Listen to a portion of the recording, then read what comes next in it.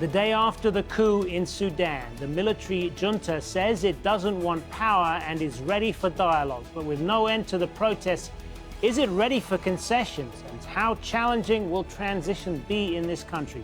This is Inside Story.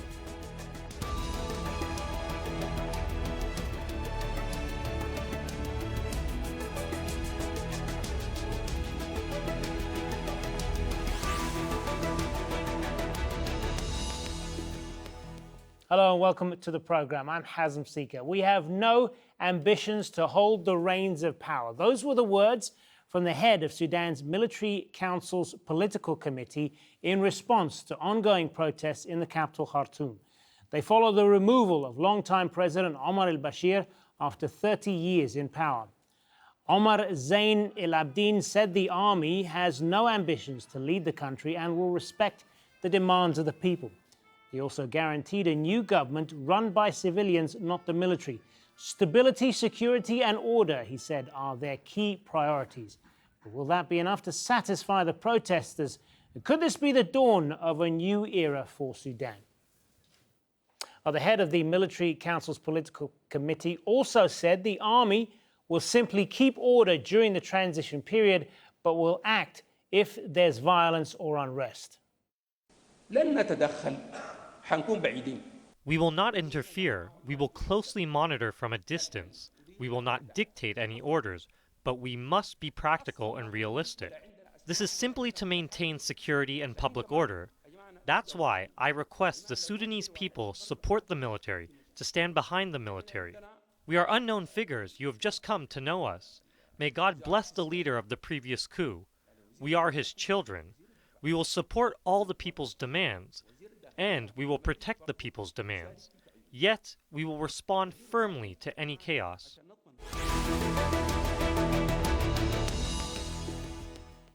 Well, let's bring in our guests now. Joining me here in Doha is Waleed Madibo, the founder and president of Sudan Policy Forum, from Khartoum via Skype. Mamadou Abozeid, a Sudanese civil rights activist and filmmaker. And in Berlin, Jean-Baptiste Gallopin, Sudan researcher and PhD candidate at Yale University. Good to have you all with us. So, Waleed, what did you make then of the press conference that took place this Friday from the head of the political council of the military council, essentially saying that we're not interested in power, that we're here to carry out the people's wishes, and so on. He seemed to be saying all of the right things, but is it going to be enough for the protesters who've been out in the streets for weeks now? As a matter of fact, they are saying all of the right things with the wrong heart, with the wrong intention. I believe that all what has been said today goes in line with what Ibn Auf, the head of the council, has said, the military council has said. This is the man at the top who removed Omar Al Bashir from power. But I consider what they have done and what they have said as a spit on the face of the army and the Sudanese people. They could have coordinated all of this with the civic polity, with the professionals union and some other political parties, and with the armies, the Sudanese army main structure. Instead, they chose to do this so-called coup d'etat with the Sudanese Security Council.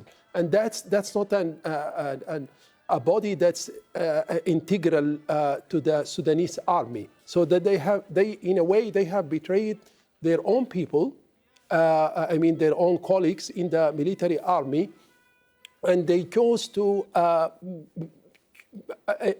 circumvent the political dialogue. There was a dialogue, there was a declaration of freedom and change, and they could have done it the right way. Instead, they chose this way, and they are not totally naive, nor are they innocent. I mean, they are ill-intentioned, and they chose to do this simply because they are part of the ex-regime. So it's just the regime reinventing itself. And when I say it's a spit on the face of the Sudanese people, I mean to say that they have by so doing, they have totally aborted the Sudanese people's main objective, which is disassociating themselves totally from the previous regime.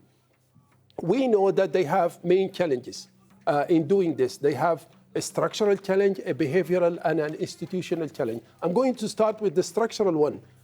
The regime chose not to disassociate itself from the Islamist ideology, which has been the cause behind the secession of the South, the genocide in Darfur.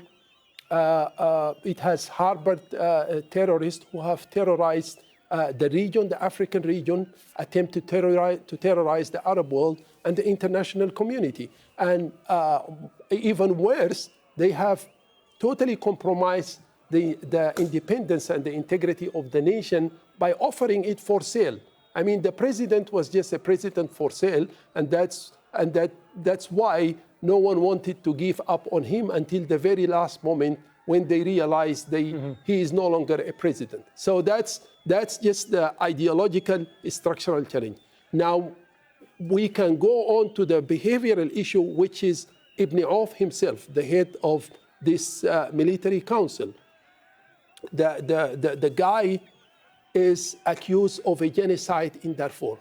We all know that if you're coming out of a totalitarian regime, you need to make some sort of an arrangement with the army. However, I mean, everyone expected them to choose somebody with an integrity and a clear moral history. Instead, they chose to go with Salah Ghosh and Ibn Auf, whereas we know that there are excellent men in the military who would have been very much accepted by the Sudanese people, and a transition could have been well arranged with the civic polity. Let's get Mamadou's take on this. What's the mood in Khartoum right now after the latest announcement from the military this Friday? I mean, do you take them at their word when they say that they're not greedy for power and that they want to work with people and have a dialogue with people moving forward? Well, I can speak about how the mood is overall in the entire country, not only in Khartoum, but all Sudanese people feel one thing. And I think this is the first time in 30 years, I would say 90% of the Sudanese people feel happy. They're proud of the achievement. But at the same time, the happiness could not be complete because, as my colleague here have mentioned earlier,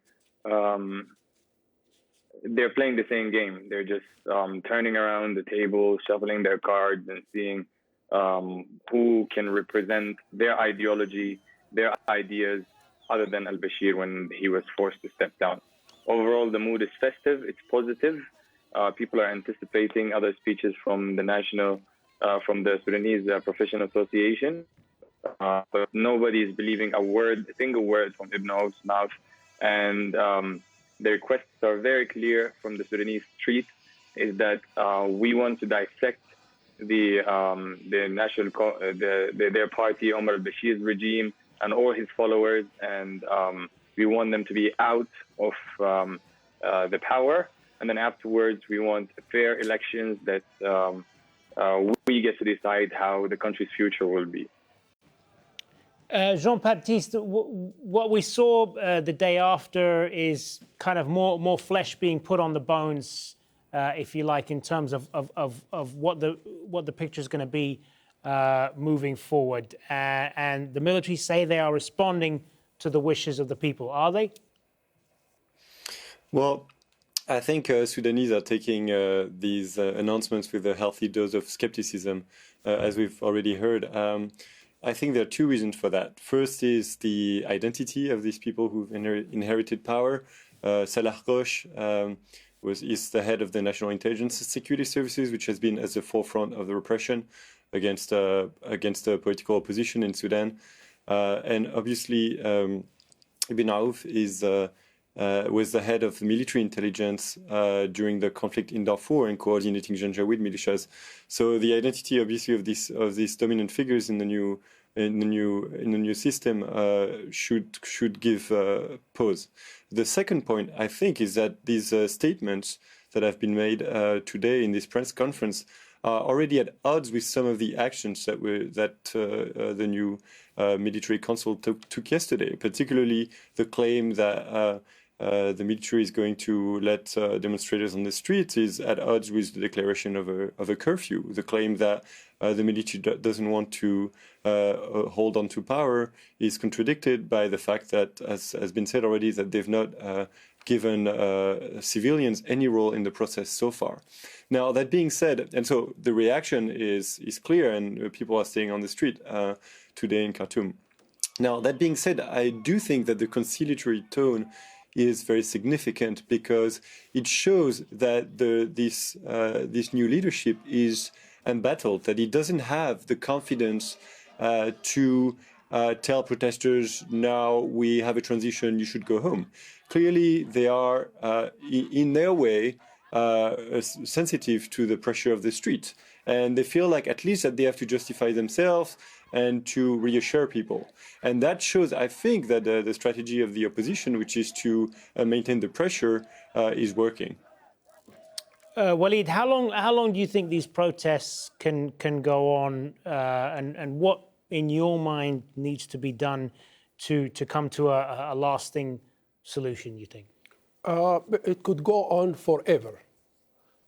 For as long as the regime doesn't change its strategy, the Sudanese people are willing to put pressure, to continue putting pressure on the Sudanese army to stand up and play its role as a representative of the national sovereignty. I think we were trying to avoid any rupture in the hierarchy of the Sudanese army by accepting this de facto reality of some officers engineering the transition. But what we see now is we see Ibn Auf and Salah Ghosh and some officers are trying to bypass the army. So the army is going to feel compelled to take an action against this group, Ibn Auf and his group of ideologues who have just hijacked the platform. It's just some sort of a hijacking of a platform, and it's not going to be accepted neither by the people nor by the army. So we are at crossroads, Hazem. We can either, if the army decides to remove Ibn Auf and Salah Ghosh and bring a man with this is the head of the Sudanese intelligence. Yes, that's right. If they remove unwanted figures, then I think the Sudanese politicians, or at least the union, the professionals union, will be able to discuss some sort of a transitional move with them. And I think it's doable. If they don't, then a coup d'etat is likely to happen, and Khartoum is just going to be in bloodshed. It's just going to be a swamp of blood. And God forbid, if that happens, then the region is going to be totally destabilized, not only Sudan, but the whole Sudanic belt. And this is what the international community has to face. I mean, they need to take some precautionary measures, and they cannot just wait until it happens. They need to figure this out ahead of time and just put pressure on this regime, because the regime is already weak. It's getting some money from here and there. They are receiving bribes from some neighboring countries, and this is what is hurting the Sudanese people most, because they feel that for almost 30 years and even more, their integrity has been compromised, their sovereignty has been compromised, and they need to have good relationships, obviously, with the whole world, especially the African countries and the Arab countries. Mm-hmm. But in order to do that, they need to have a leadership that is willing to listen to the Sudanese people, pay tribute to the stakeholders before going out to the outside world. Mamadou, Waleed brings up the point there about the danger of this spiraling into violence. How do you share that fear that things could turn violent at some point in the future in Sudan? Well, as Waleed mentioned, God forbid that things turn violent. but we've seen it. We've seen it in a lot of videos. We've witnessed it. Hundreds of thousands of people experience this fear. Millions of people in Sudan experience this fear. Sorry. Millions of families actually worried about their kids, children walking around in the street, going to schools. There was a general feeling of worry and uncertainty when people go out on the street, as if something bad is going to happen. And all of this is because of the regime's militias, who are unidentified figures. They're driving around the cities, covering their faces, using weapons against peaceful protesters who keep repeating the same thing, "Silmiya, silmiya," which means peaceful, peaceful. It will always be peaceful from the side of the public, from the side of the protesters. No matter what happens, we'll never lift a weapon. And if you think about it, most probably, if you count 30 out of 100 houses in every city in Khartoum, we can say 30% of every house in Khartoum, I would say, they would at least have a weapon, or they would have the ability to acquire a weapon.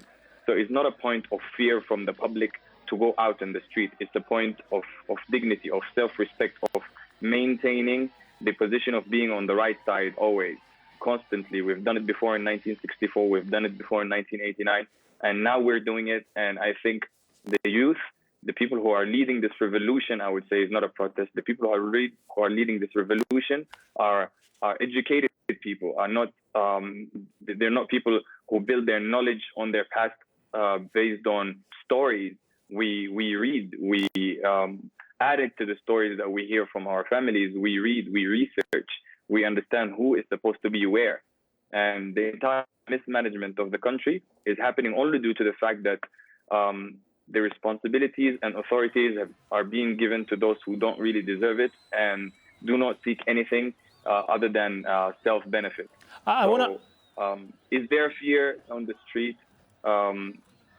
from or concerns about having an attack from any area? Yes, there is. Of course, there is this fear. Today, it was Friday prayers. I was there. There was a general fear that things might go south, but let's just hope for the best, and let's hope that the Sudanese government will have enough blood on their hands, and they will listen to the street, because the street will always, always, always win. I want to ask you as well, Mamadou, about the economic situation there. Huge economic challenges in Sudan, of course, because these protests began as protests against the high food prices and fuel prices and so on. So whoever is in power in Sudan is going to have to deal with that, aren't they? Definitely. I mean, can you think about a country that the leaders of the country, they're living the best, the fanciest, and the most comfortable life.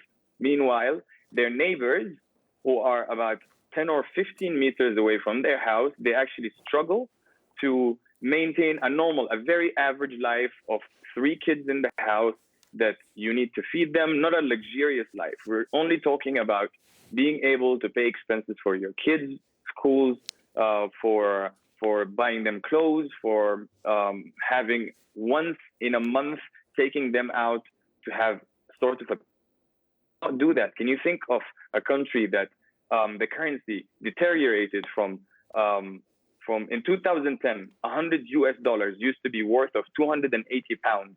2017, $100 was about 1,700 pounds. 2018, in March 2018, the $100 from 3,200 pounds until today, it bumped up to 7,800 pounds. This is an for human beings to live in. Can you believe that a doctor who graduates 5 years of medical school, and then studies 2 extra years of their life and practices, they get paid a salary of what is the equivalent of about $60 for working an entire month, and you get paid a $60 as a salary. Now, how can you believe that such a government is trying to initiate dialogue? How can you initiate dialogue if you can't even give the normal people who are working so hard and studying most of their life a normal chance to have a normal life. I mean, the term normality is very subjective, but let's talk about the rights. There are so many artists in Sudan. There's so many musicians. Okay. There's so many athletes. They're not asking for support. They're asking only for a chance for expressing themselves. Waleed, do you want to jump in here? What Mamdouh is saying is absolutely right. But I think at the structural level, unless and until a political settlement is reached for Sudan's problems, and which Sudan is not only Khartoum. I mean, you do have the periphery, and 57% of the Sudanese land, according to the UN, is declared a war zone. So unless and until you reach for a political settlement with all groups, you can't put out a national development strategy, needless be able to attract, highly qualified men and women to enhance, the institutional capacity of a nation which has been deliberately destroyed, an economy which has been totally destroyed. But Mamdouh alluded to a very important point, which is the whole issue of dignity. The Sudanese people now, they feel very much humiliated by knowing and noticing that the people who have committed atrocities against their own children, who have killed people deliberately, embezzled money. It's about the amount of money that is estimated to have been embezzled out of the country is like $120 billion. You see those people walking in the street, and the military council is not saying that we have put them to jail. It's saying that we have reserve. We have put them in some reserves, and they are even providing them protection. Protection from whom? I mean, these are peaceful protesters, people who expect, the criminals to be brought to justice. But prior to bringing them to justice, you have to put them in jail. We hear rumors that Ali Osman is enjoying life in his own farm. Nafi is there. So many criminals are outside there. And this is very humiliating to a mother whose child has been killed or shot in the head or the chest. Jean-Baptiste, I want to just widen this out a little bit in the time we have left, if I can. There have been a lot of comparisons drawn between what's happened in Sudan and the scenario that's been playing out in Algeria. Similar situation there, longtime leader forced out of power because of continued protests. The military steps in to carry this out and be kind of seen as the voice of the people, as it were. What parallels would you draw from that? And is this part of a pattern that we're seeing in this region? Well, I don't know if I would venture any parallels with Algeria, because this is not my country of expertise. But one parallel would be actually with Tunisia. Ben Ali fled on the 14th of January 2011 because of a mutiny from the Ministry of Interior. And now the story that has come out, that has kind of built itself in the media and in academia about the Tunisia's success story, is that somehow the country was kind of predetermined to be successful because of its strong civil society, its strong state, and so on. But when you look at what happened in the first weeks of the transition, actually Ben Ali's close allies inherited power. And the reason they conceded to elections for a constituent assembly is because the opposition kept the pressure, the street pressure, over the period of a few weeks. And I think this is an important lesson for Sudan, and I think this is a lesson that the Sudanese have heeded. All right. I'd like to go back to the risk of violence. I do think there is a real risk of violence, and the most likely scenario would be part of the regime attempting a coup against the military council. But it's important to bear in mind that this risk is in everyone's mind, including among the leaders of the military and security apparatus. We're going to have to leave it there. Unfortunately, we are out of time. Thanks very much to all three of you, Waleed, Madibo, Mamadou Abozeid, and Jean-Baptiste Gallopin. Thanks very much for being with us. And thank you for watching as always. Remember, you can see this program again anytime. Just go to our website, aljazeera.com. And for further discussion, you can always go to our Facebook page. That's facebook.com/AJ Inside Story. You can also join the conversation on Twitter. Our handle @AJ Inside Story. For me, Hazem, Sika, and the whole team here. Bye for now.